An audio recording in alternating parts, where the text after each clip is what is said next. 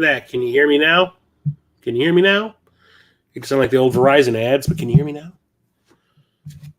Let me know. Let me know.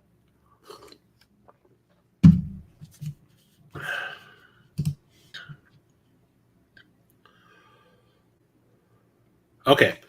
And I got a notice from StreamYard when I logged on to the website saying, like, we have an abnormal amount of people streaming right now. So, there may be issues. So there you go. Okay, so let me start over. Today I'm talking about all the movies in my collection, starting with the letter D. My collection, like I've said in other streams, is very front of the alphabet heavy. I have tons of movies. I think once you get down to maybe H is when it starts to calm down.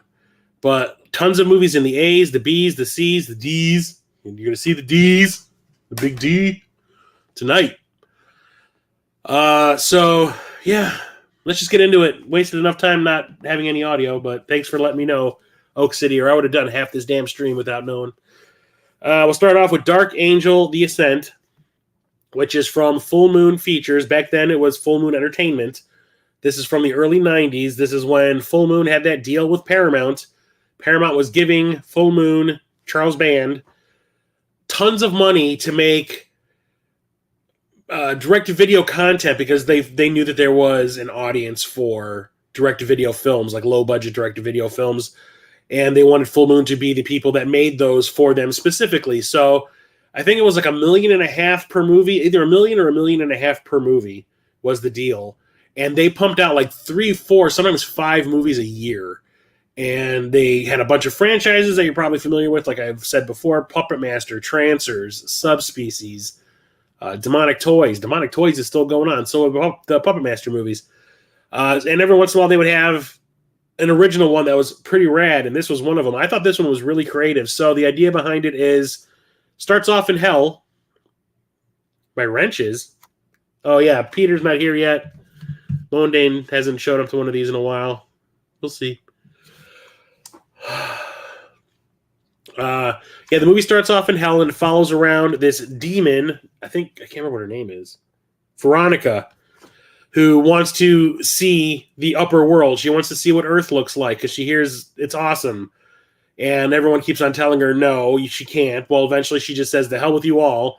And she hides her horns and her tail and her wings and all that, and goes up to Earth and falls in love with a human. But her demon side comes out every once in a while. And she ends up going on killing sprees and stuff. But in the end, love wins. And I remember watching this back when it first came out, and I was like, wow, this is just a demonic version of The Little Mermaid. Wish you had space for this kind of collection. I wish I had space for this kind of collection. Trust me. It's like a demonic version of The Little Mermaid. This is Ariel, and she wants to go and see the surface land and all that, and falls in love with a sailor and all that. So it's actually pretty cool. There's some really neat visual touches in here. Hell is really cool looking. I think they filmed it in Romania in some sort of like a lead works or something like that, or an iron forge or something. It's just sparks everywhere and fire everywhere, and they do these really cool speed ramping effects to make it look like people are being tortured. And Angela Featherstone is the lead in this. I think it's the only movie she did with Full Moon, but you might remember her as the bitchy girlfriend from The Wedding Singer. Adam Sandler's bitchy girlfriend, the one where the little kid goes, Aunt Laura, you're a bitch, or whatever. That's her. I think this is one of her first movies, and she gets freaking full frontal as much as possible.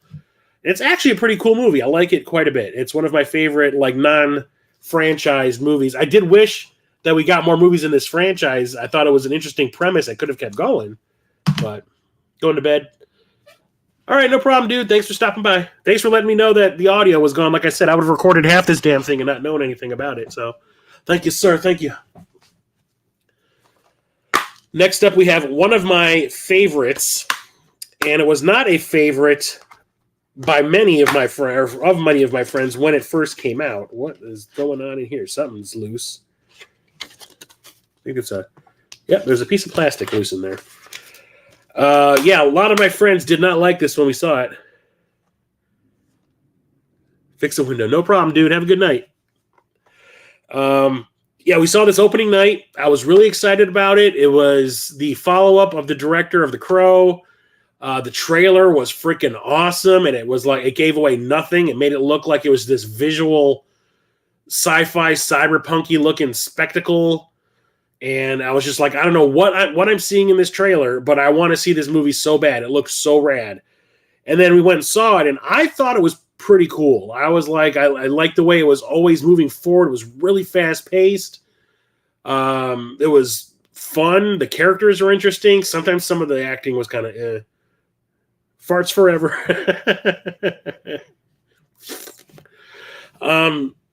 And then, like, a bunch of my friends just had problems with it. They were just kind of like, it didn't make any sense to them. And, there were, like, Ebert gave it 4 stars. And he said it was, like, one of his favorite movies of, 98 when this came out.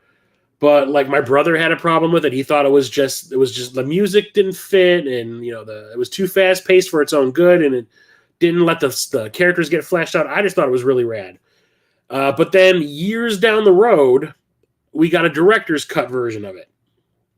And me being me and already liking this movie as much as it was, and hearing over the years how much meddling went on in the cutting room for this movie, almost to the point where it was like Blade Runner type of meddling, where they're like, oh no, the audiences are going to understand the movie. We got to put a narration in the beginning. And the narration at the beginning of the movie, of the theatrical cut, ruins the movie. It tells you exactly what's going on. There is no mystery to anything. And they cut out certain character moments. They cut out certain things that helped explain plot points because they just wanted it to be this zippy, fast-paced action thing. They wanted it to be over as soon as possible to get butts in the seats for another showing. So when I heard about this director's cut coming out, I was like, oh, maybe this will be the thing that, we'll get to see the version that we didn't get to see because of all that meddling. Maybe this is the reversal of all of that. And it is. That is Dark City. So this is by Alex Proyas. Like I said, the guy who directed The Crow was his follow-up to The Crow. And it stars Rufus Sewell, Jennifer Connelly, Kiefer Sutherland, and William Hurt. Is it William Hurt? Yeah, William Hurt. And it's like this neo-noir science fiction steampunk combo. So it takes place on this world where there's no sunlight. You don't know what's going on. The main character wakes up in a bathtub with absolutely zero memory of who he is or why he's there. There's a dead body in the next room. There's people in black leather that look like, tame Cenobites coming after him. And they can, like, float and stuff like that. And he's just kind of like, I don't know what the fuck is going on, but, whatever. And he gets out of there, and it's just like, the movie's like a puzzle. It's like you just keep on finding little pieces as you go, and then once you assemble it all together, the finale hits. And that narration at the beginning of the film ruins all of the surprise, like I said, if in the theatrical version. Here, they make it a mystery. It's like, what is going on? Why is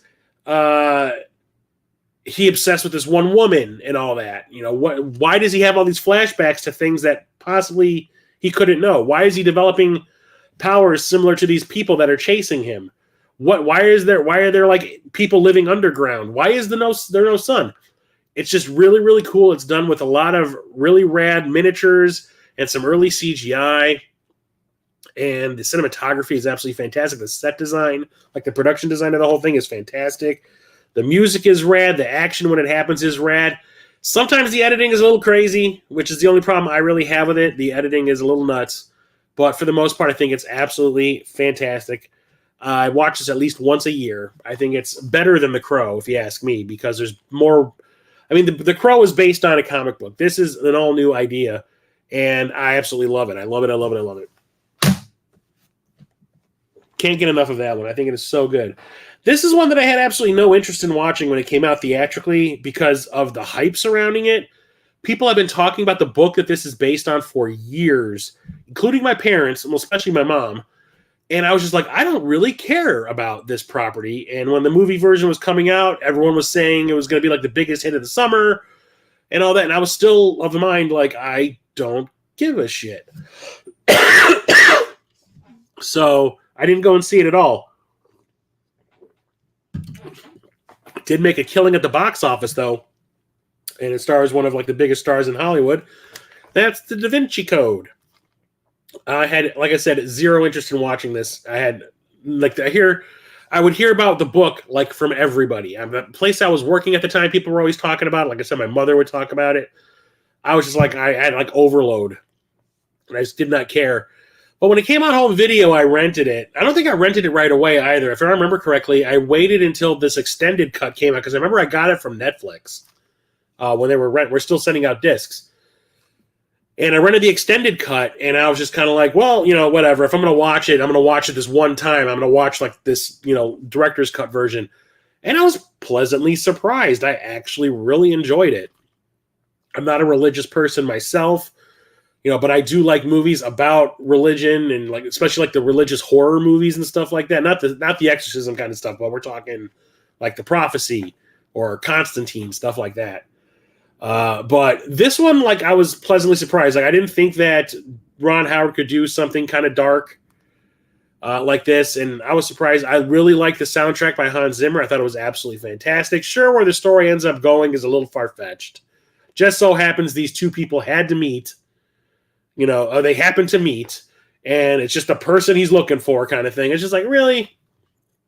But the chase itself, to find out what's going on and where everything is leading, is pretty fun. I wasn't really a big fan of the character who liked to whip himself all the time. I thought that was kind of over the top. But for the most part, it was pretty fun.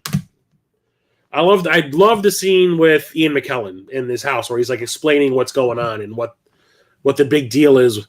So that's probably my favorite scene in the movie. And then the movie just kind of ends. I mean, I like the final thing with Tom Hanks following that the Rose line. That's pretty cool. But like everything that kind of happened right before that in the finale, I was just kind of like, eh. On the other hand, Day of the Dead. This is the third movie in the Night of the Living Dead series. There's 6 total now, I think. This one came out, I think, in like 85 or something like that. 85 or 86? 85. And I don't remember seeing this playing in theaters anywhere, but apparently it made a lot of money. I don't know where it was playing, because unrated movies were not... I don't remember ever seeing a movie that was unrated playing in the theater when I was a kid. But maybe I wasn't paying attention. I don't know. But whatever. This one is, I think, the goriest of them all. It's also has the least amount of story as the other ones.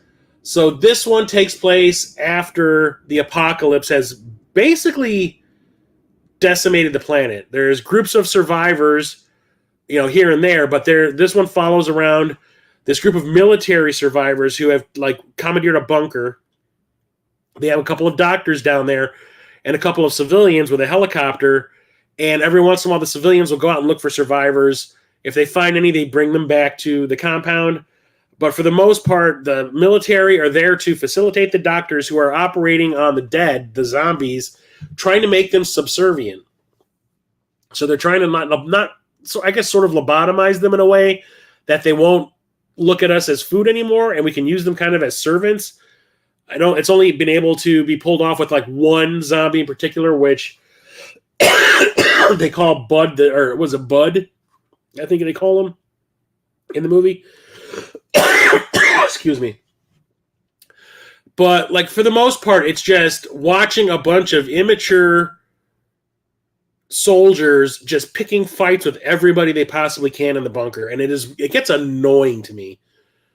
Eventually, when the zombies get loose in the compound because of one character being bitten and just saying, fuck it all, we all should die, we're all a bunch of terrible people, we get to watch the zombies like destroy each and every one of those asshole soldiers one by one, and it is kind of glorious the way that they tear them limb from limb in various ways. It is pretty fun. One of them actually, one guy gets ripped in half, and they were going to use pig intestines, I think, for the effect.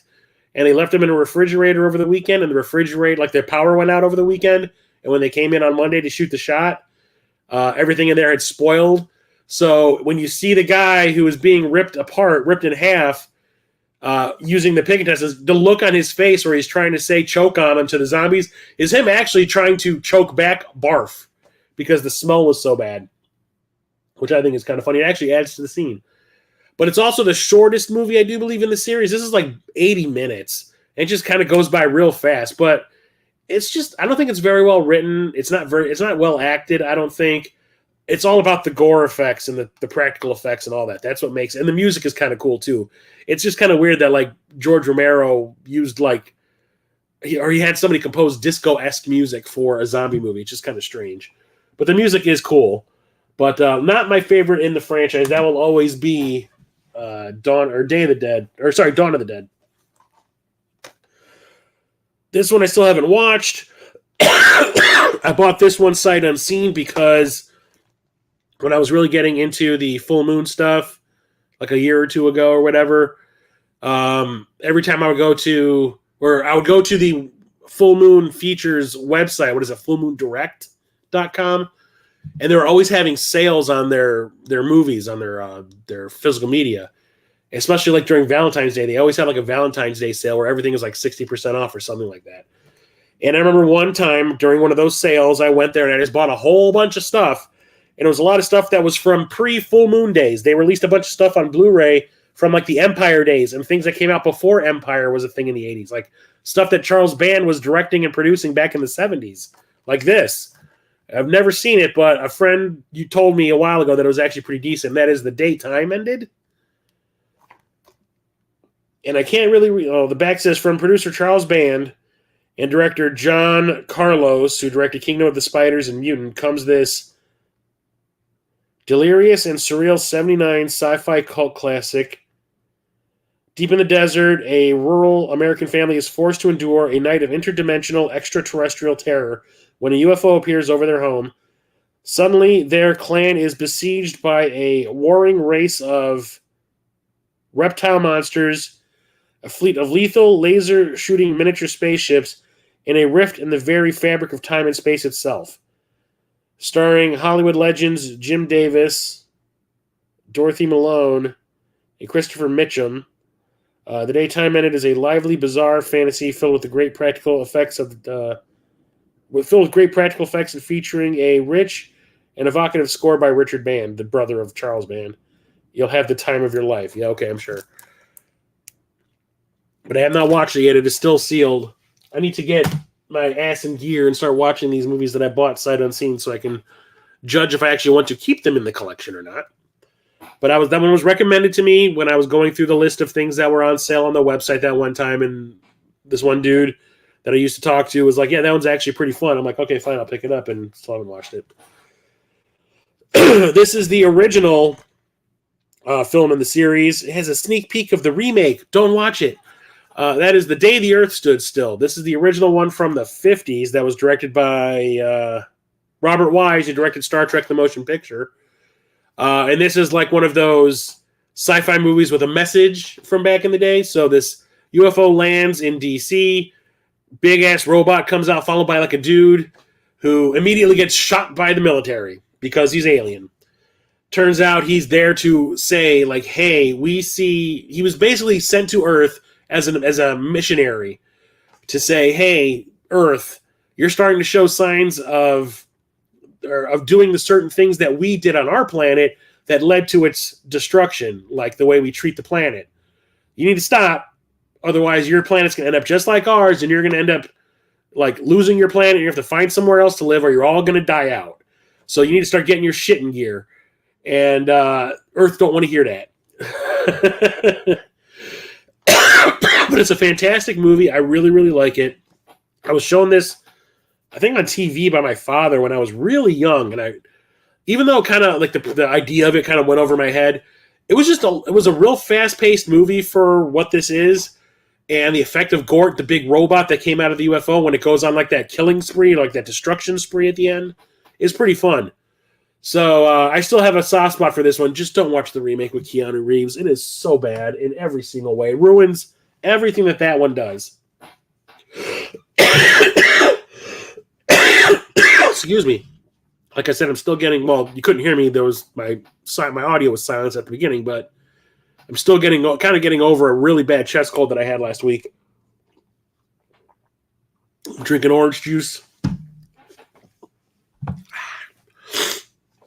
So next up we have Daywatch. This is the sequel to a Russian movie. This is also Russian. This is directed by Timur Bekmambetov, who did Wanted with Angelina Jolie and Abraham Lincoln Vampire Hunter.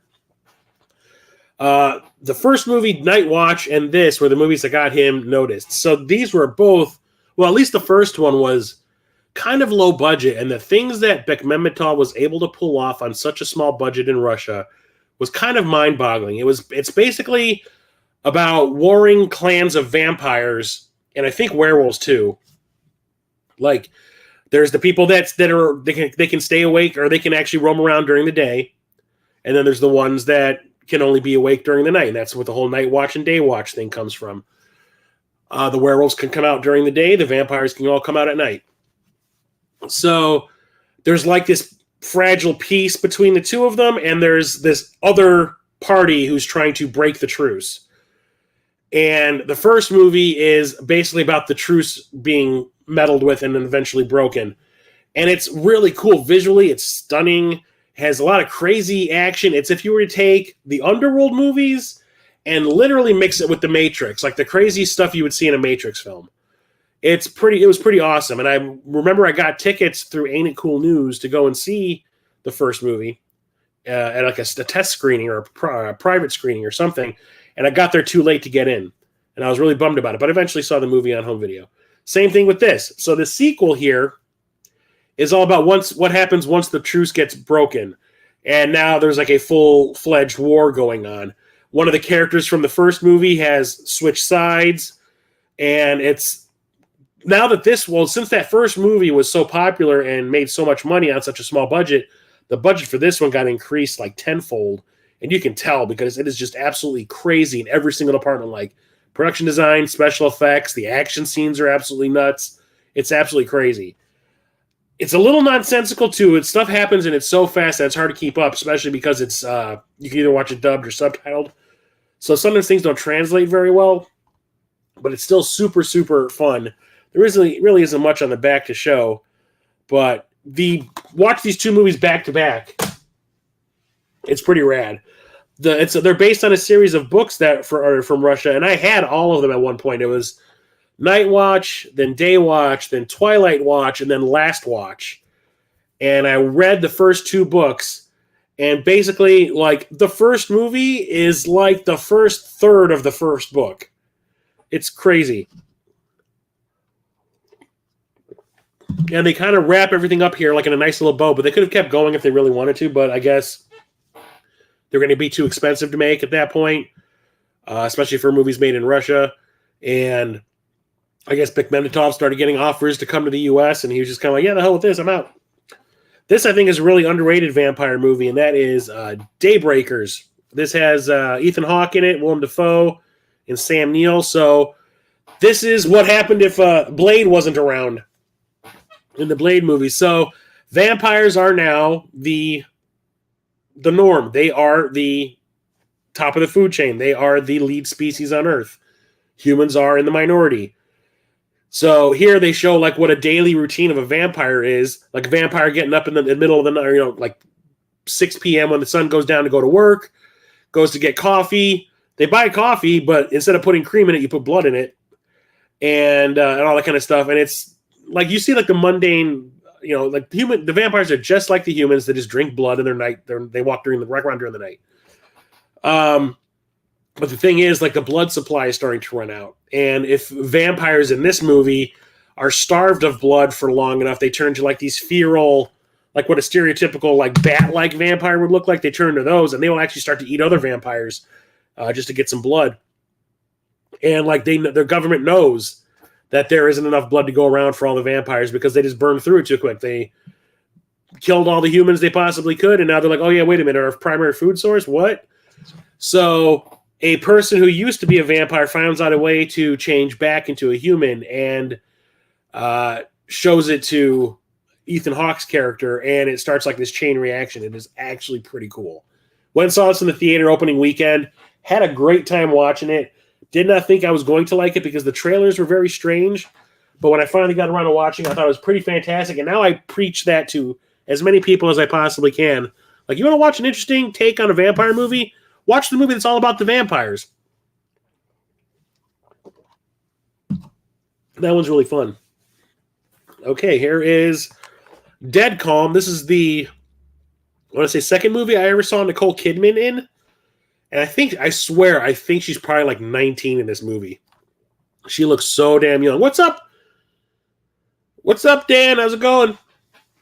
So I remember my mom took me and my brother to see, I think it was Cyborg, that shitty Van Damme movie from like the late 80s. We went and saw it at the theater one night, and this was playing in the adjacent theater, and we could hear it through the walls because the music in it is really, it's bass heavy.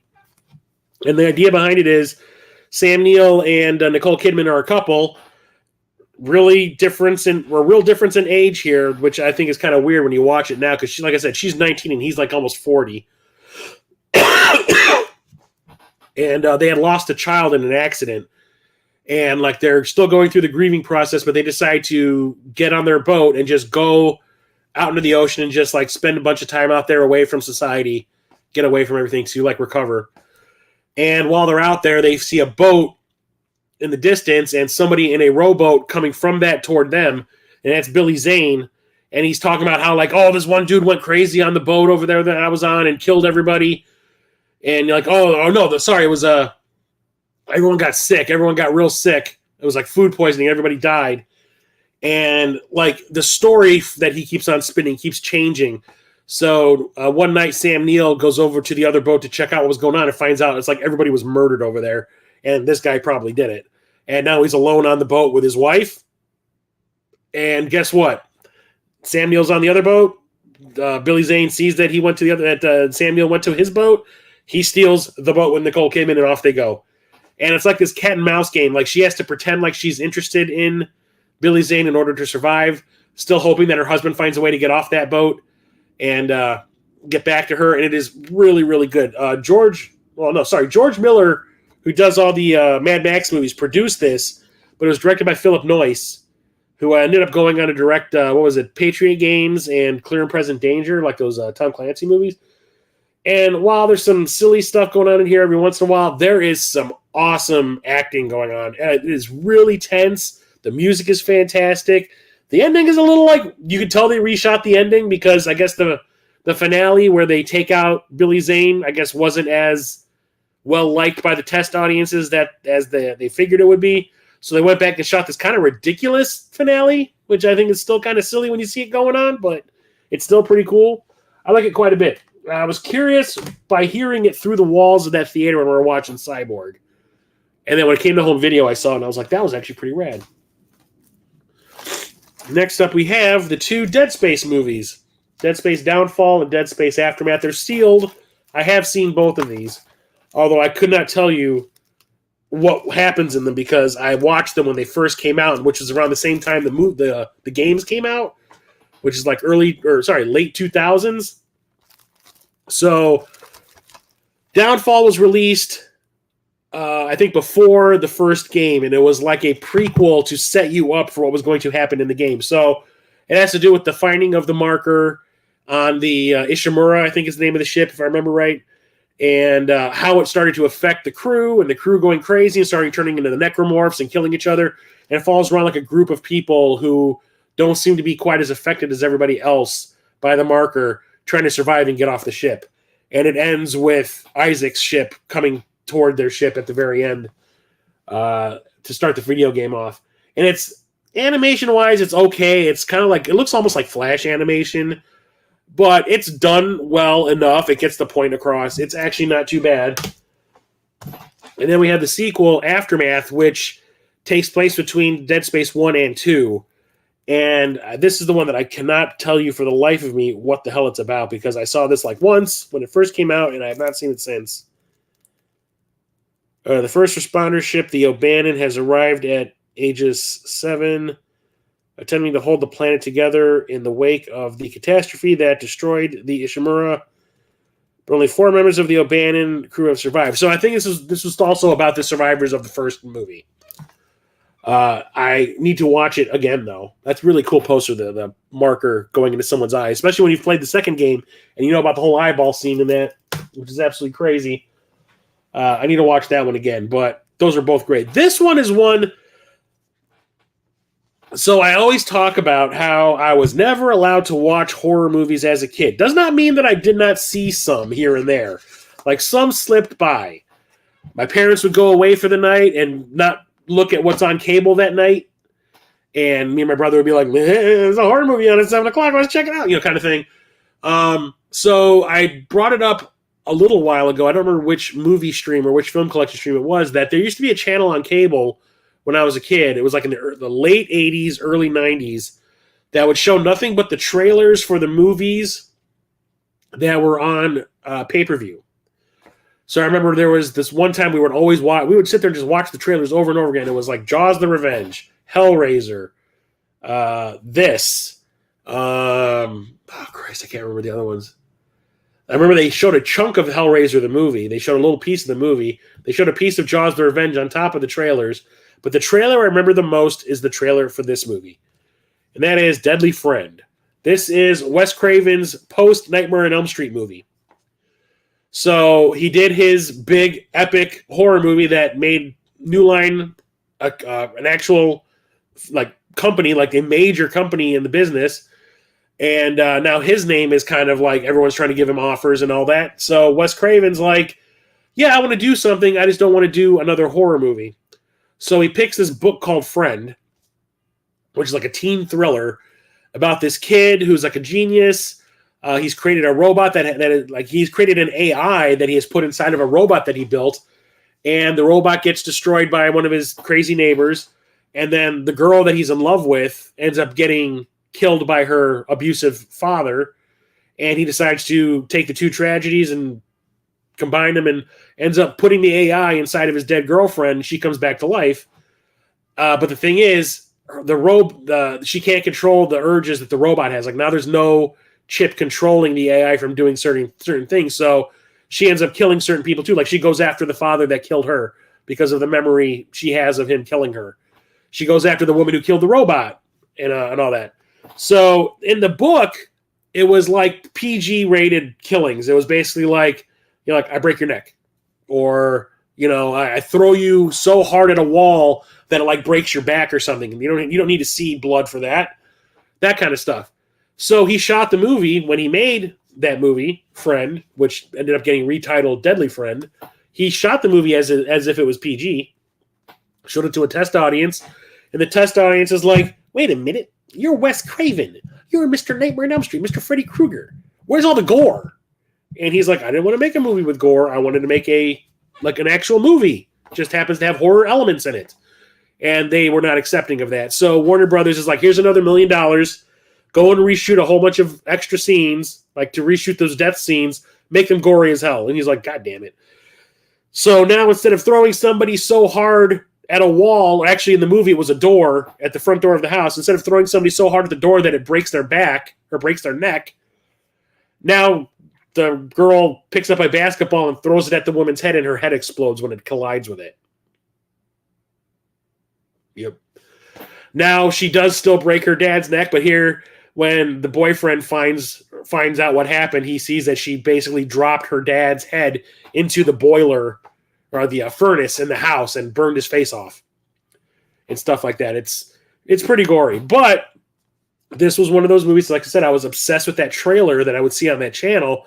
So I really wanted to see this, but my parents would never in a million years let me watch this because it's an R-rated horror movie. Why would they? So like I said, one night they decided to go out bowling, and my brother and I were like, we're going to go down to that video store down the street and we're going to rent Deadly Friend. Right? My brother's like, yeah.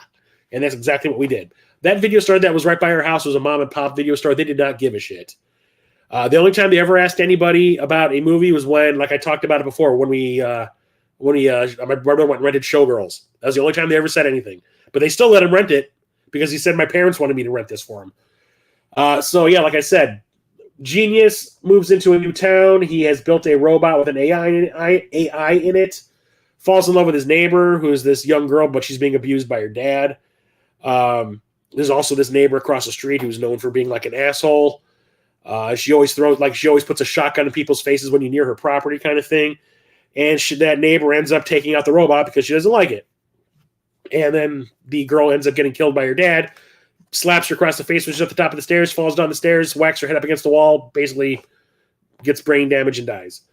But he ends up putting the robot's chip inside the girlfriend's brain. She comes back to life, but now she's kind of like as she's becoming more human, she starts off being more robotic than anything, but she starts becoming more human as she goes. But at the start, she's got like the murderous impulses of the robot. Like the robot did not like the dad. The girl did not like the dad. So kill the dad. The robot did not like the woman across the street. The girl didn't like the girl across the street. Kill her kind of thing. And it's really fun. It's really kind of cool. I like it a lot. The robot is really rad. BB. Christy Swanson is the girl in this, and she is I had such a crush on her after watching this. She's fantastic as Sam, the undead girl. If only didn't have that stupid freaking ending, that stupid ass Nightmare on Elm Street stinger ending. It would be great. It's another one of those, you got to have one last big scare at the end of the movie instead of like, the way it was supposed to end. Oh, okay, the ending that they shot was so dumb. We have Death Becomes Her next. This was supposed to be a Tales from the Crypt movie. There were those Tales from the Crypt movies coming out at that time. Well, actually, I don't think they had started yet. Robert Zemeckis was a producer on the Tales from the Crypt TV show that was on HBO, and I do believe this was supposed to be the start of the Tales from the Crypt movie franchise. But because they ended up having three giant stars in it at the time, they were like, no, it's too good to be a Tales from the Crypt movie. We'll just make it something else. And it became Death Becomes Her. So it's Meryl Streep, Goldie Hawn, and Bruce Willis. And Meryl Streep is like an aging actress, and she had a feud with her best friend, who was played by Goldie Hawn when they were younger, and they're fighting over Bruce Willis's character. They both were in love with him. He ended up going with Deep Cut, yeah. He ended up going with Meryl Streep because she was the actress. She was the hot one. And then Meryl Streep starts to age, like you do. And when she sees Goldie Hawn again, Goldie Hawn, I guess at that point had become like really overweight. She shows up again and she looks beautiful. Like she's like lost 20 years of age. Turns out she found this like magic potion from this witch that can like turn you back. But the thing is, if you don't take care of yourself, you're going to start falling apart. Meaning, as long as you don't die, you will be okay. You will be forever young. But the moment you die, you will still be alive, but your body will start to deteriorate as if you are a corpse. And that's exactly what happens. Is these two hate each other so much, they end up killing each other at certain points. And it's basically like they can do whatever they want to their bodies, and it's not going to kill them. That's why Goldie Hawn has a hole in her chest, and Meryl Streep's head's been twisted around. It's really crazy, and it's really funny. It had a lot of really cool cutting-edge special effects when it came out. I remember wanting to see this in the theater so bad, but I just could never get away to see it. Ended up seeing it on home video and thought it was great. Another movie that I didn't think in a million years that Scream Factory would want to release. I thought this would have been like a release straight from Universal, but I guess not. It's really fun. But like I said, it was supposed to be a Tales from the Crypt movie. Yeah, they had the spray paint, yep. Like, then when they show them at the very end of the movie, like they look like mannequins. Goldie Hawn's like cheeks are like triangular shaped from all the putty they've tried to put on their cheeks to make them look like they're full. That movie cracks me up. Really dark sense of humor. I absolutely love it. Next up is Death Race. So I'm a big Jason Statham fan. I hear that. I've heard it too, but I just leave it alone. Was it ever that popular? It wasn't that popular of a movie. It does not need to be remade. This remake, though, is great. Don't get me wrong. I love Death Race 2000, the original Roger Corman movie. R.I.P. Roger Corman. He died last week. This one is directed by Paul W.S. Anderson, who did the Resident Evil movies, the first Mortal Kombat, Event Horizon, Soldier. Click, clack. What's up, Cree? Uh-oh. Cree, JB. What's up, man? I saw this in the theater with JB here and his wife, and I think another friend of ours. I think it was Rob. And I remember everyone walked in that theater like, "Yeah, that was pretty cool." That's my memory of it. I remember everybody having a good time. I have watched this probably every year. This is probably still my favorite Jason Statham movie. I thought it was a really fun update of the original. The original was like social commentary, just done with like a real low budget, and it was fun. I mean, I've watched that movie I don't know how many times. It's a really really good time. It's cheap and cheesy. One of Stallone's first movies, and he is freaking terrible in it. But I think the remake it changes it in all the right ways, updates it, and makes it like a real fun like action film. The other one wasn't really an action film; it was more like a comedy. But this one has great chase scenes. The music is fantastic. The special effects are great. And what's her name playing the villain? Christ, what's her freaking name? Joan Allen. Last person in a million years I would have think that someone would cast to play like a villain. And the shit that comes out of her mouth in this movie is pretty funny. Like this shit on the... Or what was it like? Come after me and we'll see who shits on the sidewalk. What? I still have a good time watching this one. The sequels that they made, which are more like prequels to this, at first, I remember I watched the second one. I'm like, the second one was pretty fun. It's not Statham, though. You know, the guy that played the villain in Blade 2 is the lead in it, and in the third one. And then the third one is like this weird puzzle movie where it does not make a lick of sense until like the last quarter of the movie, where it's like everything that is happening just seems so random, and then you realize that there's something going on, and it's all been planned, and you're only getting pieces of information. And once you get all the information, you're like, oh, okay, that's what was going on. It's clever, but it's still a direct-to-video kind of piece of crap. But it's still very entertaining. But this one, holy shit, I still have a good time watching that. This one is sealed, but I saw this in the theater not once but twice. And that is Deep Rising. So this was directed by the dude who made the remake of The Mummy in 1999, the one with Brendan Fraser. He made this right before The Mummy. He actually got the job for The Mummy while he was in the middle of making this. And this one, I want to say this one is just as fun as The Mummy. So it's another monster movie like that. But the thing is, this one is at sea. It stars Treat Williams and Famke Janssen from GoldenEye and the X-Men movies. There's a luxury liner that gets attacked by like a big sea creature. You never see it at the beginning of the movie. And Treat Williams plays like a boat for hire, and a bunch of pirates hire him to go to the luxury liner, which is now adrift, so they can go and loot it. And when they get there, there's sea creatures loose in the ship, and it is gory as hell. The sea creature designs are freaking rad as all hell. I love the way they look. There was one scene where somebody gets eaten by one of them. It's almost like Tremors, the way the creatures work.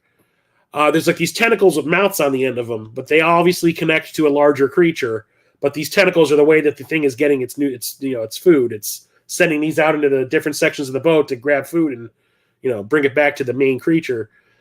And one of the creatures has eaten one of the pirates, and a bunch of the people are standing around, and they see the tentacle on the ceiling, and you see like a big bump coming through. It's obviously the person that it just ate moving through the tentacle. So they shoot the tentacle open, and the dude's body falls out, and he's still alive, but he's like partially digested. So like half of his face is missing. He's got like a hole through the palm of his hand. You can see his bones and tendons through it, and his like chest is all like melted open. And he's just standing there screaming and shit. And it's for 1998 special effects. It looks pretty goddamn amazing. I remember watching the theater going like, damn. And the movie's fun. It's super tongue-in-cheek. It is silly, just like The Mummy. So if you love The Mummy, you're probably going to love this one too. I had a great time watching this. I still enjoy this one a lot. The only thing is I keep watching it on streaming. I never actually watched the copy that I own, even though it has like all these extras here. This is from Kino Lorber. Kino Lorber puts out great stuff, so I'm pretty sure that the transfer here is going to be pretty rad. But real fun monster movie. I really like it. Only issue I have with it really is once you see what the whole monster looks like at the end, it's like, that's what you came up with? It looks pretty generic. Yes, Peter, it is the opposite of Deep Impact. I'm surprised you have not made a Big D joke yet. I would have led with that. Here's one that I bought sight unseen back when it was first released. I never saw it in the theater, but I love the director that made this. So I bought it the day it came out, and I only watched it once. And this was like when I was at my old apartment. So this is like 2007, 2008. And that is Deja Vu. This was directed by Tony Scott, who did Crimson Tide, True Romance, Top Gun. What else? Beverly Hills Cop 2. So I love this guy's movies, except for Top Gun. Fuck Top Gun. Anyway, this one ended up having to do with time travel. Like Denzel Washington, he's like a cop who he's investigating like an explosion, and then it turns out like the government has created like this time machine where they can go back a certain amount of hours in the past and kind of stop certain things from happening. So he's the one that's sent back to stop this bomb attack from happening.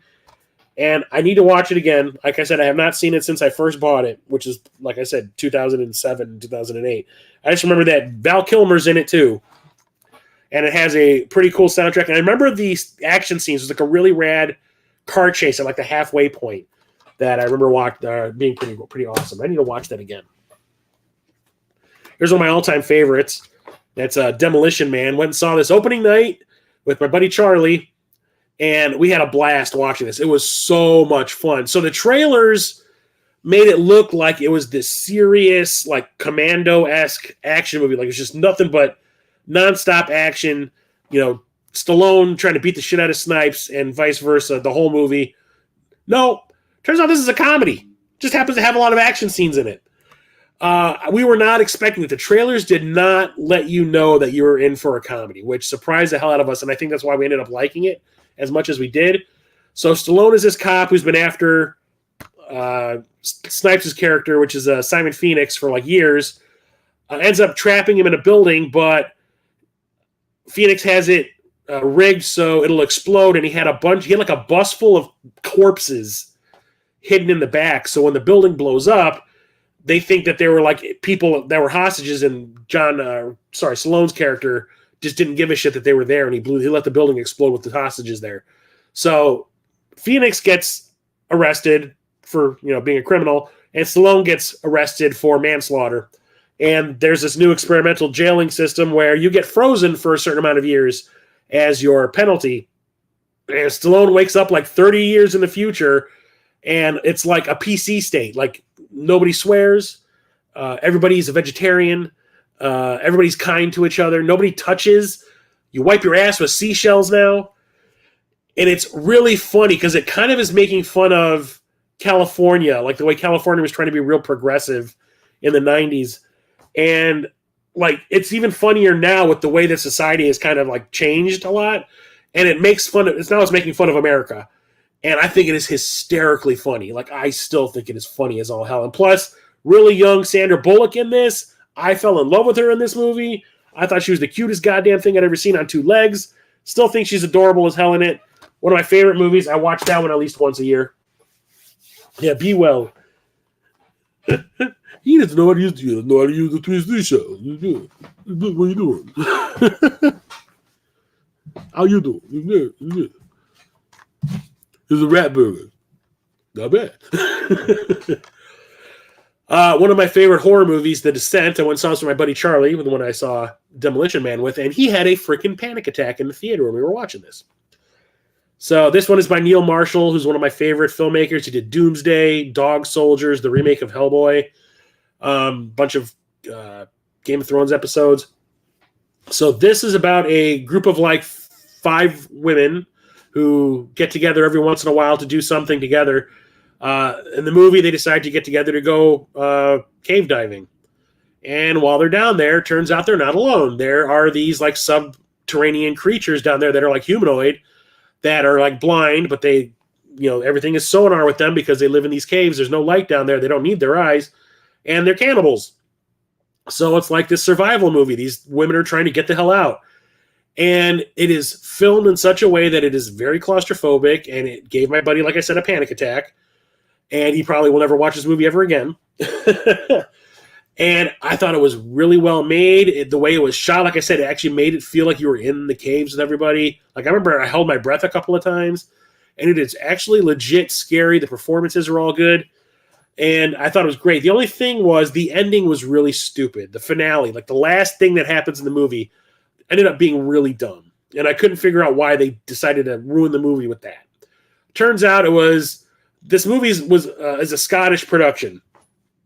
And in the UK, certain things will pass, and in the US, certain things are like, yeah, I don't think that's going to fly with the audiences over here. So the ending that was in the UK version of the movie was reshot and re-edited to turn into something a little more hopeful. And it sucks. I hate it. This is the unrated cut, and it's not like it's gorier or anything like that. It just has the original ending in it, which is very bleak. And actually, it feels more appropriate to the way the whole movie works. The ending from the original UK version is the way to go. It actually feels a lot better. Like I said, but it is very bleak and depressing. It actually has a decent amount of extras up here. And actually, it's a fantastic, fantastic horror movie.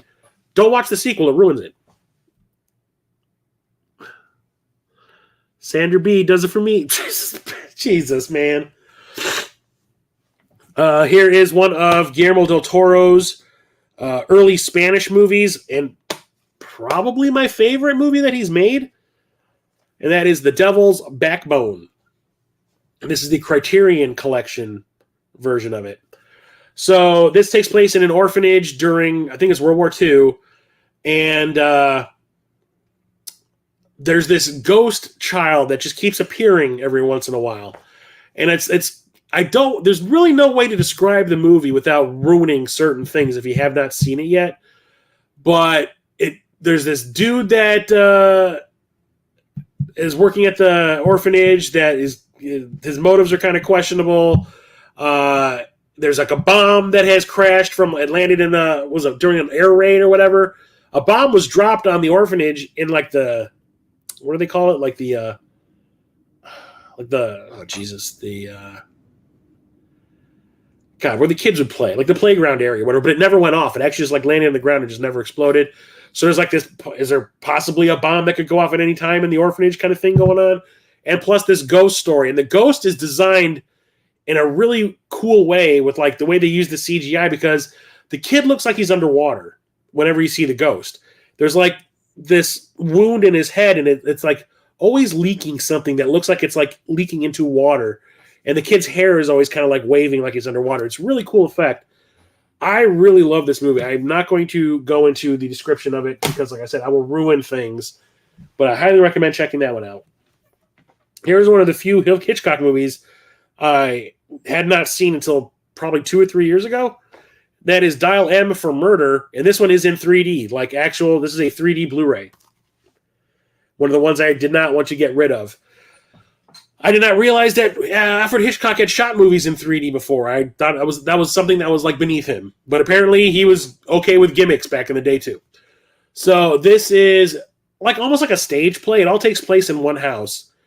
And a husband is trying to have his wife murdered because he wants her money.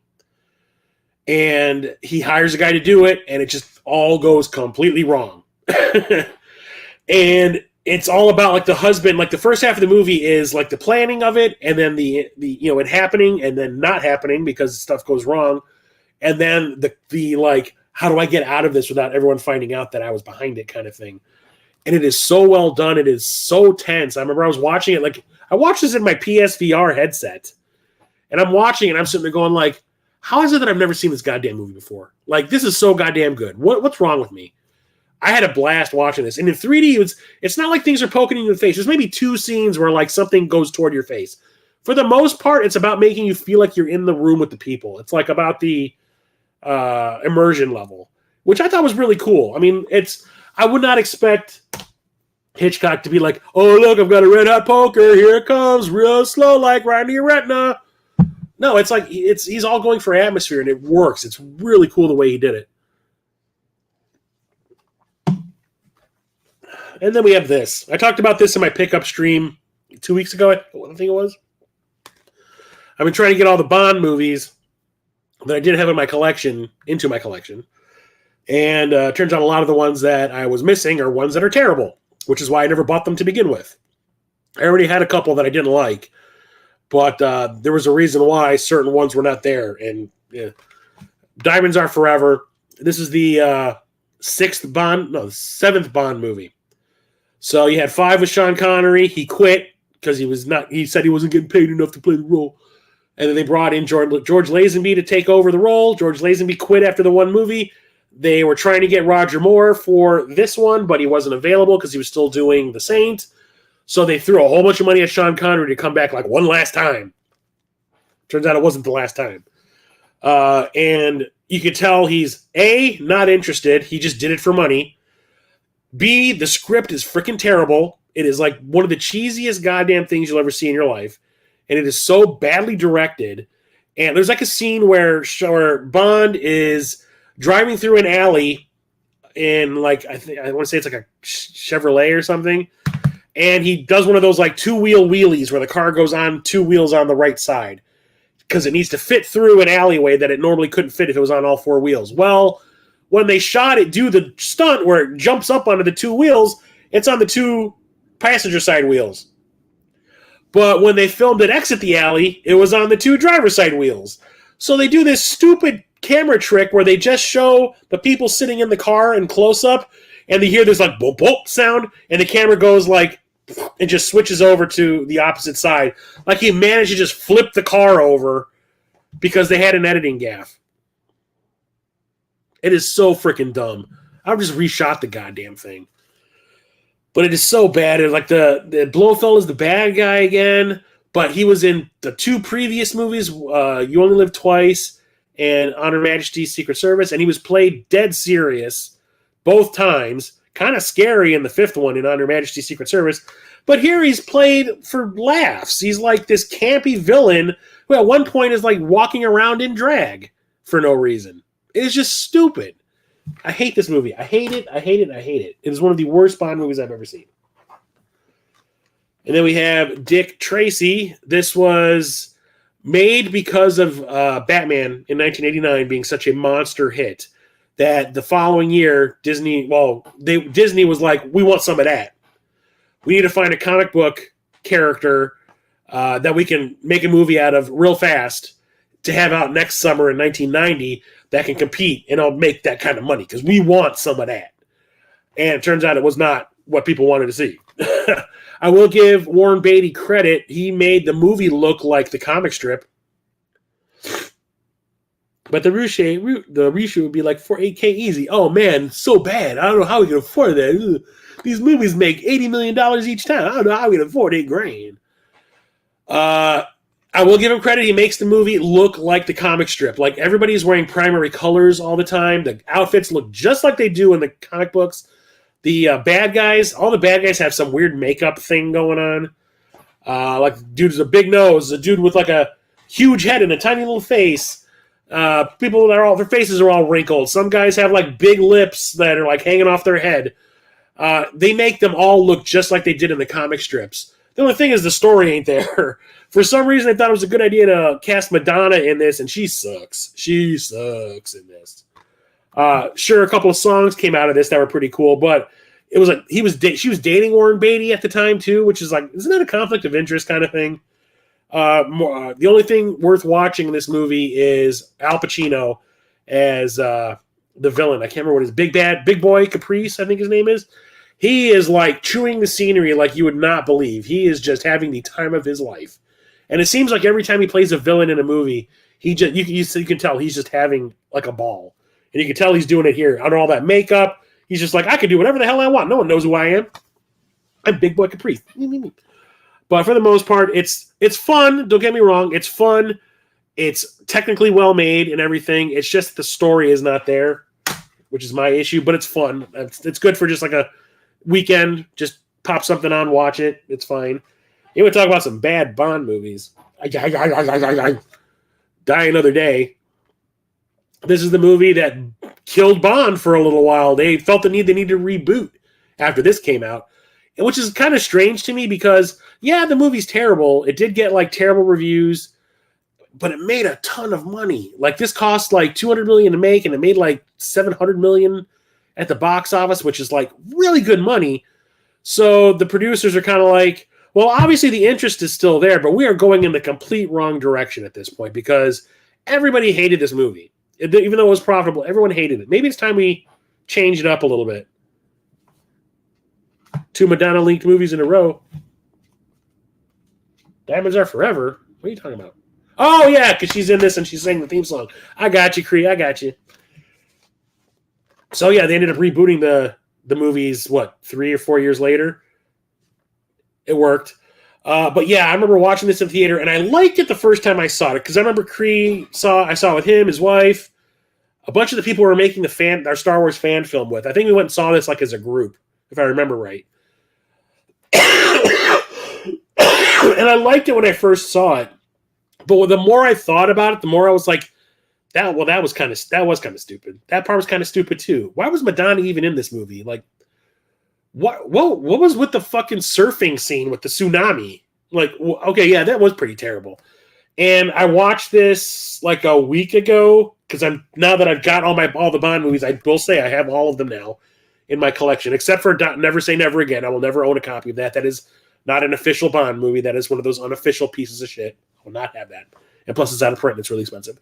I've been watching all the Bond movies as I go, and I was like suffering through this. It starts off pretty cool, but like once the ice castle shows up, like the ice hotel, it's like, what the hell? Like, who thought this shit was a good idea? And then it just goes off the rails. Invisible cars and Halle Berry in it. The whole idea of Halle Berry's character wasn't to have a character in the movie. It was to have a spin-off movie that they were going to, like a spin-off series starring her. Like, that was the only reason she was cast in this. So, yeah, it's awful. It's so bad. Like, the whole twist of who the villain is really stupid. Ugh. The acting is so bad in it. Ugh, it is like almost unwatchable if you ask me.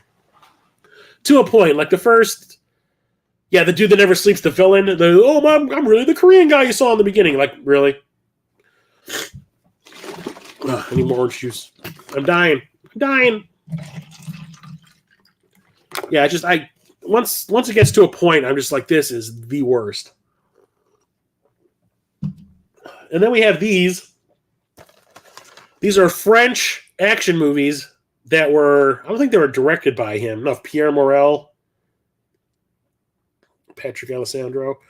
These are produced by Luc Besson, the guy who did La Femme Nikita, Fifth Element, The Professional, Valerian in the City of a Thousand Planets. He stopped directing for like a good 15 years, and all he did was write screenplays and produce other people's movies.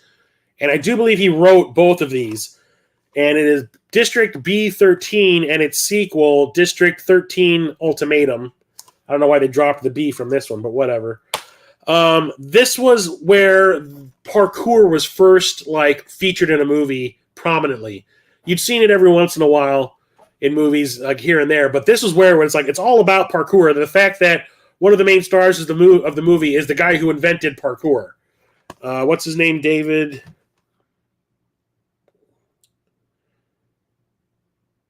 something. David Bell. They got his name on the top of the second movie. Yeah, it's the guy who invented freaking parkour of all people. So it's almost like watching, what's it called? Escape from New York, where a certain area of France is walled off and you can't get in, you can't get out. It's like where all the criminals live, but they've all created their own little criminal empires inside the walls. And David Bell plays this guy who lives in there and is always being chased by the cops because they want information out of him.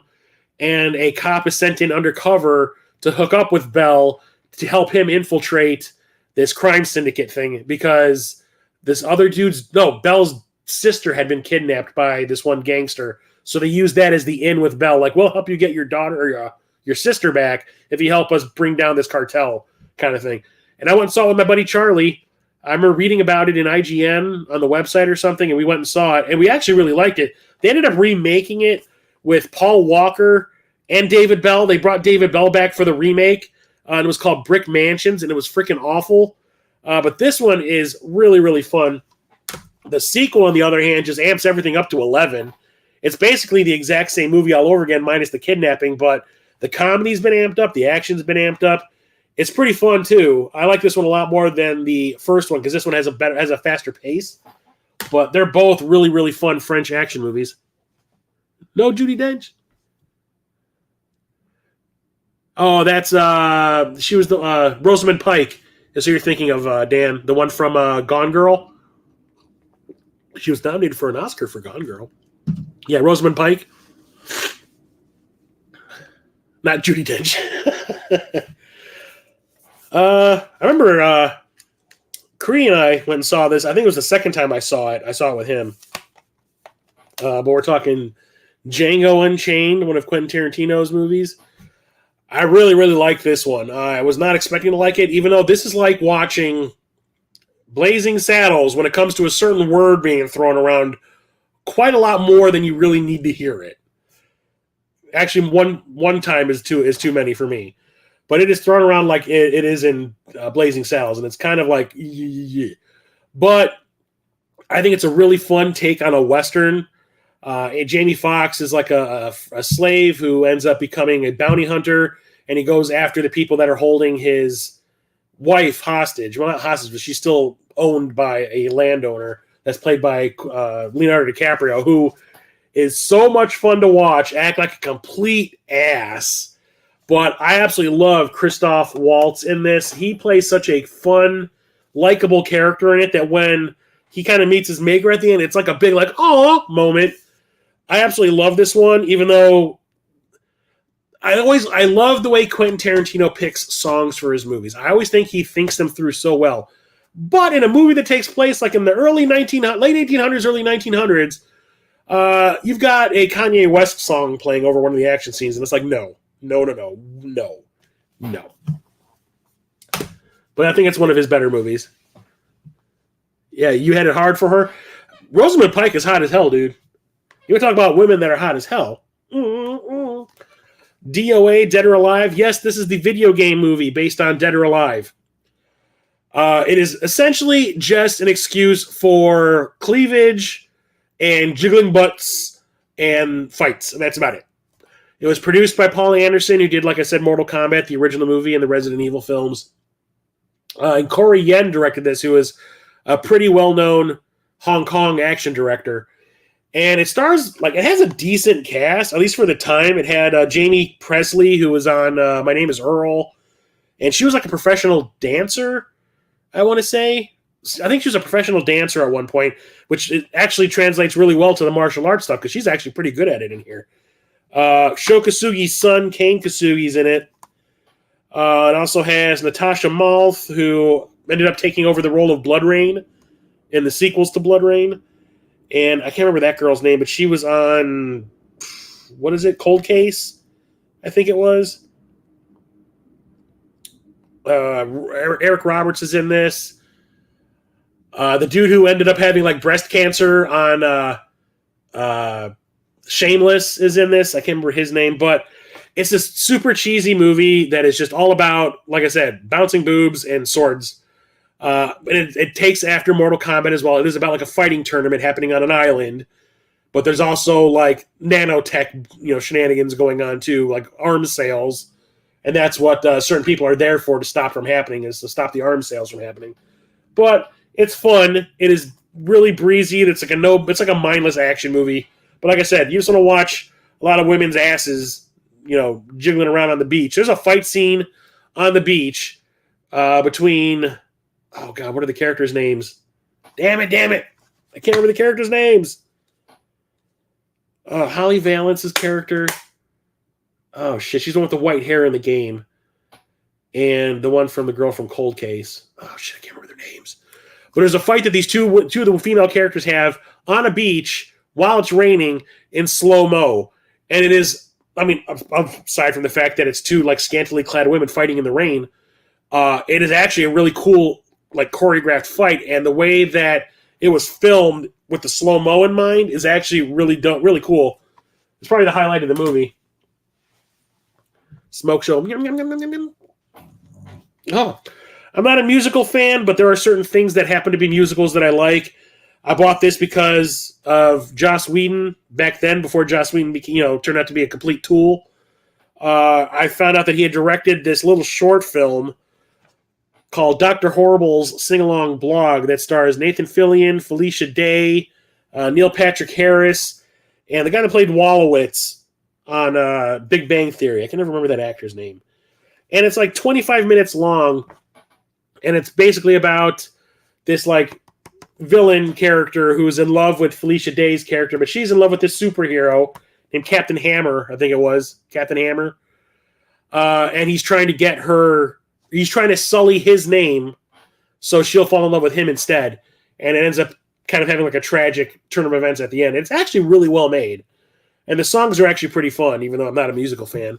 But when it came out on Blu-ray, I picked it up. And I remember I watched that online. And that's pretty cool. Here's one of my favorite full moon movies.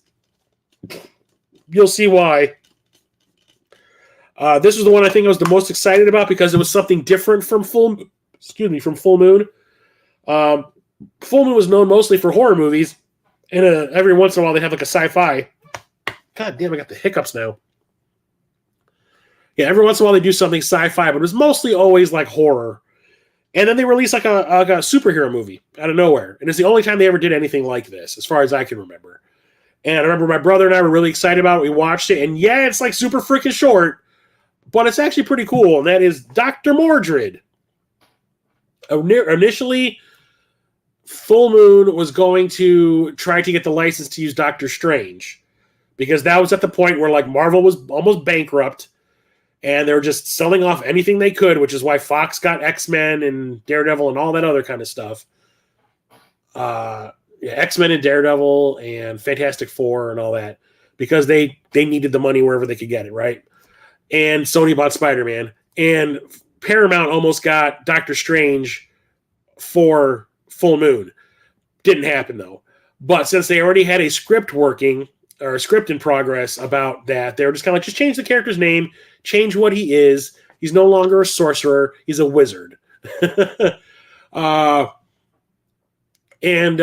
change the character's name, change the location where everything happens and all that. Yeah, so it takes place in LA instead of New York, all that kind of shit.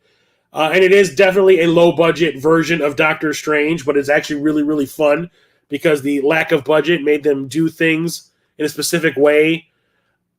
They had to like creatively think of ways around not having a big budget, and it actually works out in their favor. I think it is super fun. We watched this on my podcast. The movie is starting. This is the one that I always talk about with people when I say, yeah, there was that one time I never hit the record button when we were doing the podcast. This was the movie. I was really excited to watch this with another Full Moon fan. And when it was over, I was like, oh, wait a minute, I never hit record. We should do it again, but we decided to watch Trancers, another Full Moon series instead. But super fun movie. Jeffrey Combs is the lead. He plays Dr. Mordrid in it. He's in basically every Star Trek TV show that's ever been made. If you watch Deep Space Nine, he played Wayun, one of the Vorta for the Dominion. He also played one of the Ferengi that's always bugging Quark. He also played a alien that was in love with Kira. He played on Enterprise. He was the Andorian that or Shran, I think his name was, that everyone keeps on coming. The crew keeps coming into contact with on Enterprise. He was in Next Generation a couple of times. Voyager a bunch of times. I absolutely love him. He's a great actor. My brother almost got him to be in one of his movies that he was going to make at one point. And Brian Thompson, who played Shao Kahn in Mortal Kombat Annihilation, plays the villain in here. So I really like that one. I think it's a lot of fun. Evil Computer in Lower Decks. You ain't kidding. Yep, that was what helped Felicia Day make the guild. Yep. You ain't kidding. Nathan Fillion. Yep, Captain Hammer. So we're talking about the Bond movies. The original Bond movie, Dr. No. This one is still sealed, but I have seen this one. And this is also one of my close to the bottom of my list on Bond films.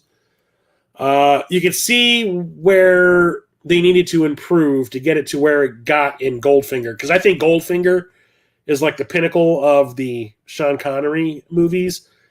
This one is like, okay, From Russia with Love is good. It's really good. But it still had a couple of things they needed to tweak, and then they got it all right for Goldfinger. This one I watch very little. I think it is actually kind of slow and boring. I don't know. It's just something about it just rubs me the wrong way when I watch it. Like I watch it, and I remember the first time I tried to watch this when I was like in my late teens. It took me like 4 attempts to get through it all the way because I kept falling asleep. And then I watched it all the way through. I want to say maybe like a decade ago, and I was just kind of like, yeah, it's all right. I mean, like, you could see the appeal, why people thought this was super freaking cool back in the day and why it took off, but it still wasn't like great. I don't think it got great until Goldfinger. But I mean, as a starting point, it's pretty good, I guess. But it's not my favorite. And then we have the other Doctor. We have Doctor Strange, the original Doctor Strange. And I have this 3D Blu-ray Steelbook that I got from Best Buy. It has the Eye of Agamotto on it. And 3 discs. It has the 3D Blu-ray, the regular Blu-ray, and I do believe a DVD and a digital code. Take my digital movie. Oh, I have to peel this sticker off to get my digital code. Whatever. This is probably still my favorite Marvel movie. I know a lot of people are kind of like, it's all right. I don't care. I had 0 expectations for this. I knew next to nothing about Doctor Strange. The most I knew about Doctor Strange was the shit I might have gleaned from watching Dr. Mordred. And I knew nothing about it. So when I watched the movie, I mean, I like Benedict Cumberbatch. I think he's fine. But like, I just didn't know much about the character. I knew he was like a wizard kind of character. That's about it. So watching the movie, I was like, oh, okay, that's cool. Like, he fucks up his hands. He's a surgeon, and he fucks up his hands, and he goes looking for some way to repair them so he can get back to doing his job. But, like, the directions it goes, I did not see coming. And I saw this in the IMAX in 3D when the first time I saw it. And the scene where Strange goes to visit the Ancient One, and she, like, throws him through the cosmos, like his spirit, and that weird trippy like scene where he's like flying around and like his hands are growing hands, which are growing hands, and like the strobe effects and all that in 3D, that blew my goddamn mind. And then once he becomes like a sorcerer, like toward the midway point, and the fight scenes that start happening with like the alternate dimensional stuff with like, oh, you're in that mirror dimension where you can't actually damage the real world kind of stuff. The 3D in that was great with like the whole like folding over of the walkways and stuff that people are fighting on and all. It was just like trippy as hell, and I loved it. I could not get enough of it. When it was over, I was like, I want to watch that again, like right now. And I almost did, but I was like, no, you need to get your ass home and do some chores. But I ended up going to see it again a couple of weeks later, and I liked it just as much. And like, I've watched this probably every single year, like a double feature of this and the second movie, which I want to say is just slightly beneath this. I want to say like the 2 Doctor Strange movies are probably my top 2 Marvel films. But I love the character now. I love the way he's portrayed. I love the way the powers are portrayed. I just love the story is great. I couldn't get enough of it. I absolutely love it. Your favorite Marvel movie too, Peter? Aw. And then I found out something about this the other day. Actually, probably like a month ago. So we're talking Kevin Smith movies. I got Dogma, which is his 4th movie. So as Clerks, Mallrats, Chasing Amy, then Dogma. So this is the religious movie that he made where it's all about like Catholicism and stuff. And, you know, you actually have angels coming down from heaven to, Ben Affleck and Matt Damon come down. And I can't remember what they were looking for. Oh, they were trying to... God comes down every once in a while and possesses somebody's body and like hangs out on... What is it? Coney Island or something, because he likes skee-ball or whatever. And the devil sends a bunch of like his little henchmen up to beat up the person who he's possessed in order to keep him trapped on Earth because he goes into a coma. And these other 2 angels who have been banished, I think it's been a while since I've seen this. They got banished from heaven for just being general dicks or something like that. And it's Ben Affleck and God damn it, Matt Damon. They're there to take advantage of the fact that God isn't around anymore, and I can't remember what their plan was, but it ends up being really funny. There's like other characters from the Bible that show up here and there, but who God ends up being at the end is friggin' Alanis Morissette, which I thought was funny. Anyway, I found out something about this DVD or Blu-ray about a month ago. This thing is worth a fortune. I guess it's out of print, and it has been out of print for quite a while. And this thing goes for hundreds of dollars now, if you have a copy of it. And I was just kind of like, of all the movies, Dogma? I don't know. I like it. I think it's funny. Also, it ends up being like, Kevin Smith is Mr. Potty Mouth, potty humor. So there's obviously a shit monster that pops up at some point. But I mean, like, outside of that, I mean, it's fun. I like it. It's just not my favorite of his.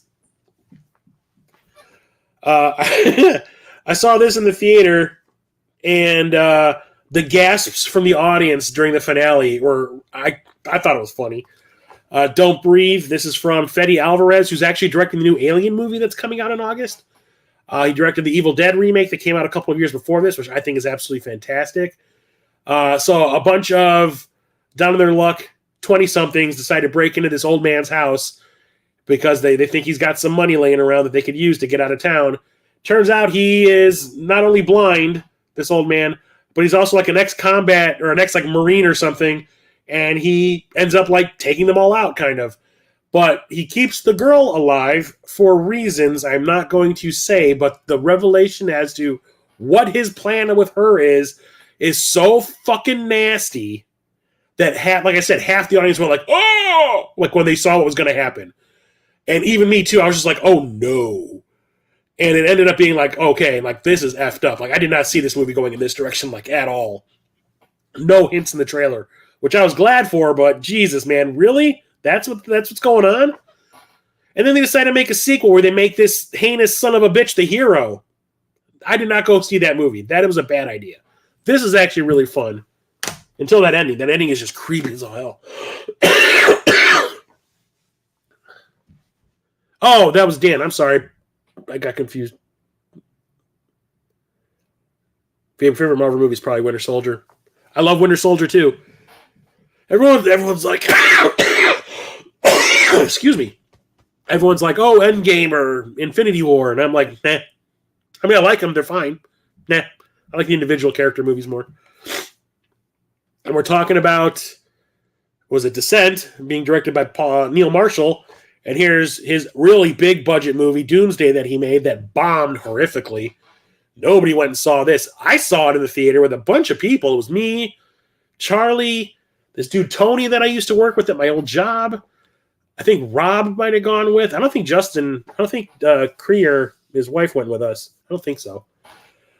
But a bunch of people went. I think Sarah might have gone. And this is essentially a remake of Escape from New York. So it's just a high-tech remake of Escape from New York. Instead of it being New York is a walled-off city, Scotland is walled off from the rest of the UK. There was a disease that broke out. You didn't see this one? Yeah, I didn't think you came with us for this one. A disease broke out, and it started in Scotland, so the UK was like, the hell with that, block off Scotland. They built this huge wall around it so no one can get through. And you jump forward like 20 years, and the disease is starting to get through the wall somehow and infect the UK. So apparently they find out that there's people that are living on the other side of the wall in like Scotland proper that are not infected. And they find out that there's like tribes of people that are not infected at all. So a group of like soldiers is sent through to find out how that's possible and to find out if there is a cure that they can possibly bring back to the UK. And it's like, instead of going in there and trying to find the president, like in Escape from New York, it's finding a person who is immune and bringing them back. And it's actually really fun. And it kind of goes into like the way that Scotland has recessed, kind of. They've kind of like gone back to like medieval era. And I remember my brother saying something like, wouldn't you think that they would go back to like the medieval times? Because, I can't remember the way he worded it. But I just looked at it and I was like, shut up. It's a movie. I was like, stop overthinking it. But it's really fun. It has a lot of great action scenes, a great soundtrack. I love the soundtrack.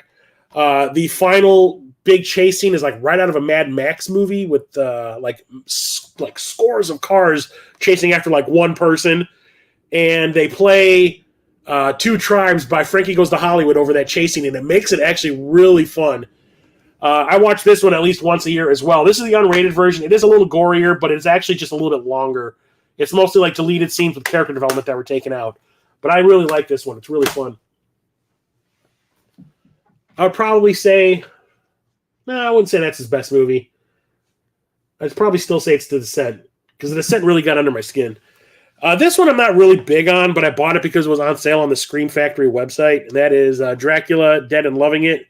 Mel Brooks making fun of Bram Stoker's Dracula with Leslie Nielsen as Dracula. I know it has a couple of lines that are pretty funny. Like, you gotta know where to stand, that kind of stuff. But for the most part, like, the latter, like, once you get past Spaceballs, I think a lot of the movies that Mel Brooks made just stopped being funny, at least to me. Like, I know a lot of people that think that Robin Hood, Men in Tights is like the funniest thing ever. I can't stand that one. I do not like it at all. I do not find anything about it funny. This one is funnier. I just don't think it's like better than Spaceballs or any of the other Mel Brooks movies I've seen prior. I mean, but I own it, so, whatever. But yeah, there are some funny lines in it, like that whole, like, oh, I can't like you, yeah, but I'm British. So are these, I remember that. But, I mean, I like Leslie Nielsen, so I felt the need to get that. I remember you bringing that one up, that you like that one a lot.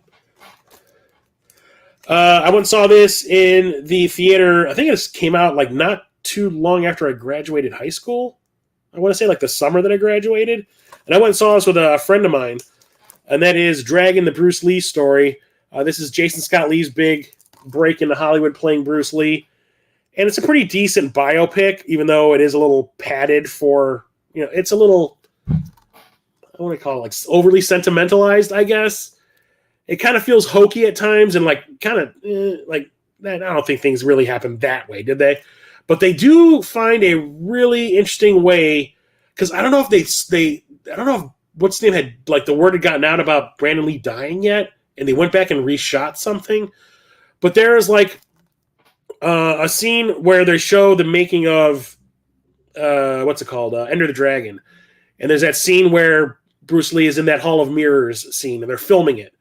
And like he gets blinded by like a mirror that moves, and it kind of like goes into like what's going through his mind, and he's like fighting his own like personal demon kind of thing going on. And he keeps on seeing Brendan being threatened by the thing that's always haunted him. And I was like, did they know when they shot this? I mean, was the word out at that point? Did they go back and reshoot something and like insert Brendan in it? Because that is kind of creepy that they saw something going on if they hadn't died yet. So I don't know, but it's okay. It's fine, I guess. I like it. The guy who directed the first Fast and the Furious movie and Triple X and Stealth and the third shitty Mummy movie directed this. He used to be a decent director, but this isn't great by any means, don't get me wrong. But I remember really liking it, so I picked it up dirt cheap. And then Full Moon, who I keep on talking about, also decided to break into all that money they were getting from Paramount. Why not get some more money from Paramount? And we'll open up a wing of, or what do they call it? Like a spin-off company that does nothing but children's movies with that $1.5 million budget they're getting per movie from Paramount. And I remember I watched maybe two of them. There was Remote and Prehysteria. And I thought they were kind of okay. There's a whole bunch more that came out. I never bothered watching any of them. But like I said, that Valentine's Day sale that they would have on the Full Moon website where everything was like 60% off, everything was like $7. So I was just kind of like, yeah, I don't care. I'll just buy all this shit. So one of them was called Dragon World, and it looks obviously pretty cheap and cheesy. I have not watched this one at all. It is still sealed. So this is one of those sight unseen movies. But like I said, I got it for $7. So who gives a shit? But there was a point in time where I was like, I'm going to get all the Full Moon movies. Even all what did they call this? Moonbeam? I think the spinoff company was Moonbeam for the kids' movies. So I was like, for $7, I don't care. I'll watch it eventually. I do have all the other ones that were released through the website. This one is a fun one. I still love this movie. This came out the same year as Nightmare on Elm Street. This is also one of the first movies that was ever rated PG-13. And that is Dreamscape. This is like one of those horror movies that, like, normally, if it was rated R, there's no way in hell I'm watching this. My parents, the way they were. But this is PG-13, so they didn't really care. So I saw some things I probably should never have seen in this movie way too early, and it scarred me for life. So Dennis Quaid is this guy who is psychic, and he uses his powers to, like, win at the races and shit like that. And he ends up getting recruited by this old scientist that he met while he was going to school, who has invented this device that can insert a psychic person into somebody else's dream and use it as a therapeutic device. So if somebody's having like dreams that are like affecting them in real life, you can go in there and you can help them out and possibly stop their trauma or whatever it is. So like the first dream that Dennis Quaid goes in is this construction worker always has these nightmares that he falls off of like a skyscraper. So he refuses in reality to like go and work on the high steel because of that, because he's afraid he's going to fall. So Dennis Quaid, his first thing is to go in there and talk him out of, or stop him from falling, and he does. And Dennis Quaid's the one who falls to his death in the dream. And but the construction worker's like, at the end of it, he's just kind of like, yeah, okay, I think I'm going to go back to work tomorrow.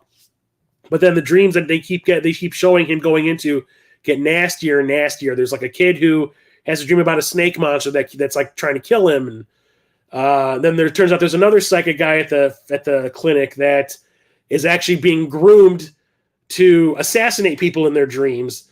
And since the government-funded project, the president has been having all these nightmares about nuclear Armageddon. He's worrying about having to press that button to like launch the bombs, and he's going to kill everyone on the planet.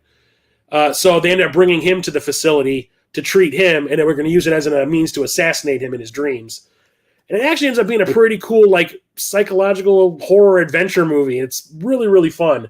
I like it quite a bit. Even the original poster makes it look like an Indiana Jones movie, which I thought was really rad.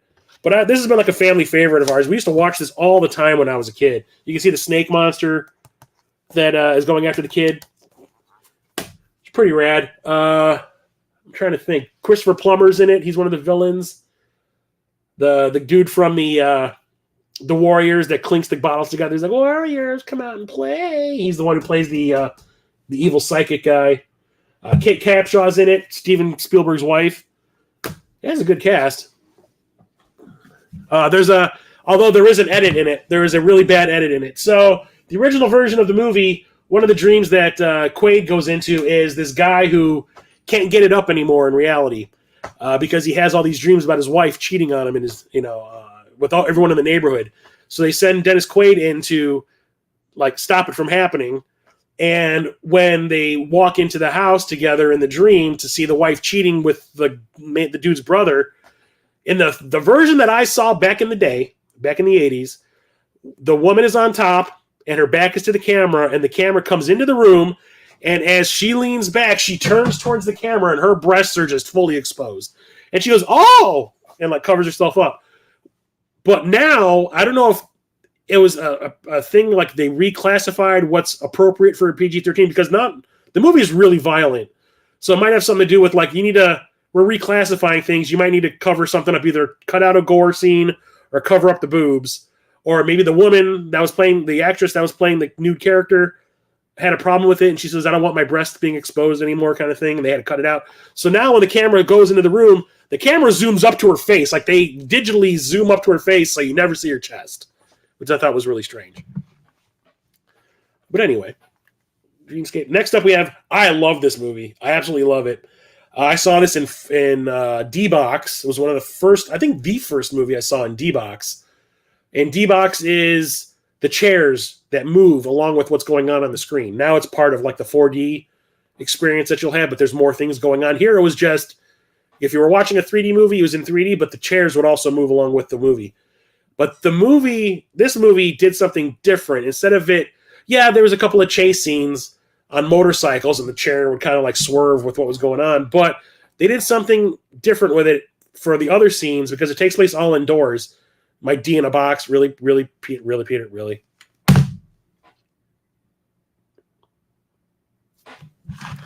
Okay.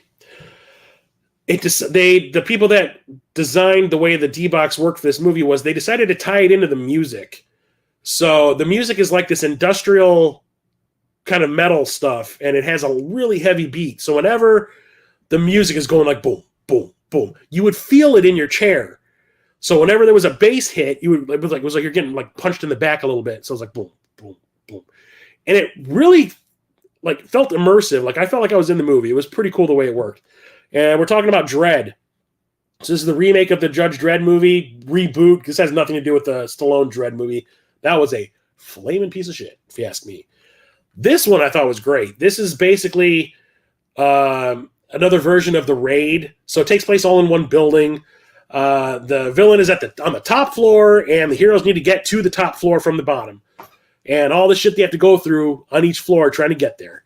One of the coolest things about this being in 3D, and this is the 3D Blu-ray version, is whenever the slow-mo drug is being used. So the big drug in this movie is called slow-mo, and when you inhale it, it lets you experience everything at like 2% of regular speed. So they would show people taking it, and all of a sudden everything around them would just like, all of a sudden like the colors would become a little more vivid. You would see like sparkles in the air and stuff, and like it was the coolest slow motion stuff I think I'd ever seen, especially in 3D. Except that scene where Dredd like breaks down a door to a drug den where people are doing the drug, and he shoots a dude through the cheek in slow mo. And he basically just, you see him in slow mo, pull his gun up, pop this dude, and the guy's face is right in the camera. You see it go right through his cheek and explodes out the other side, and it is one of the craziest effects. I remember I showed it to this girl that I worked with, she still works there, but she works in a different department now. I remember I showed her, I was like, what do you think about this? Because she kind of did like horror movies and stuff. So I'm like, what do you think about this? And I showed her that scene because they had it as like a preview on YouTube for the movie. And I showed her that scene, and she was just kind of like, what the hell? Like, I've never seen anything like that. I'm like, I don't either. I've never seen anything like that either, but that's pretty rad. I think it's a fantastic movie. It's a great action movie. A little one note. Yeah, it was just too easy, of course. And then the last movie I'm going to talk about today is dumb as hell, but that's why I like it. And that is Dude, Where's My Car?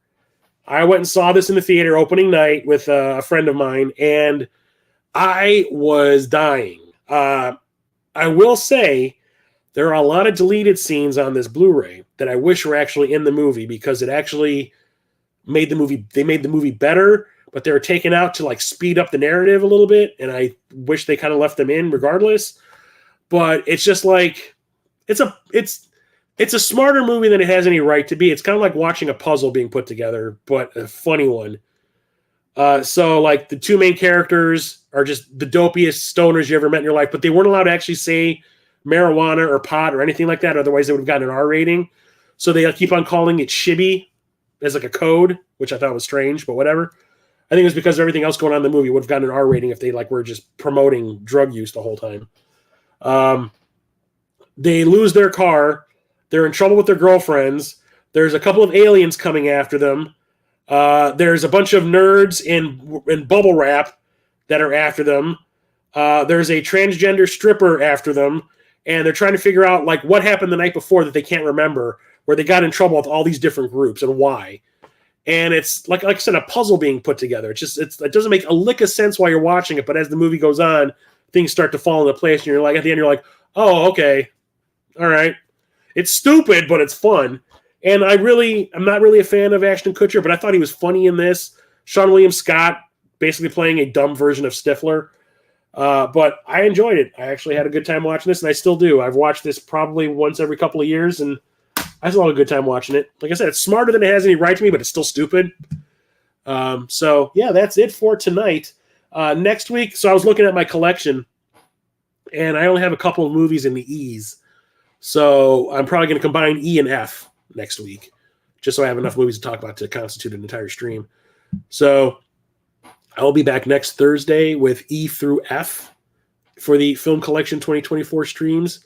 I will hopefully see you all there. Thanks for coming and hanging out with me tonight. It was good, even though I was hacking up a freaking lung and I had technical issues at the very start. But I'll talk to you all later. Have a good night, everybody. Stay safe out there. Oh, yeah, I watched that X-Men. Trust me, I watched that X-Men. I watched that X-Men a couple times. Oh, yeah. Can't wait for season 2. Hell yeah. Have a good night, everybody. Talk to you later. Chris from Midlife Crisis Media out.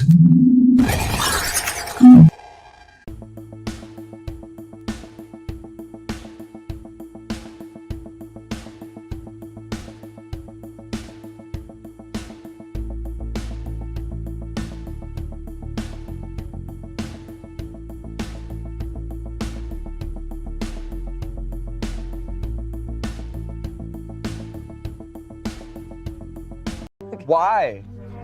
Okay. Like I